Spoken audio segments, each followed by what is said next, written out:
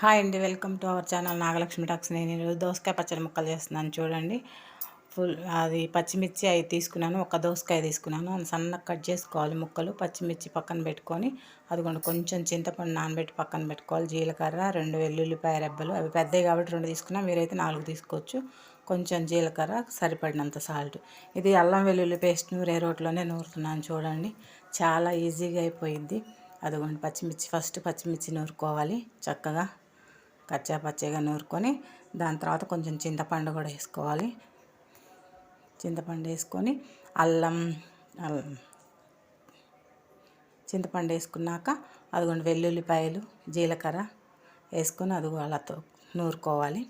నూరుకున్నాక ఇప్పుడు పక్కన పెట్టుకున్నాం కదా కోసి సన్నగా దోసకాయ ముక్కలు అవి వేసుకొని చక్కగా ఊరకలా నూరుకుంటే చాలు. మెత్తగా అవ్వక్కర్లా, కచ్చా పచ్చాగా అదిగో అట్లా అయిపోతుంది. తీసుకొని గిన్నెలోకి తాలింపేసి కాసేపు తాలింపులో మగ్గనివ్వాలి.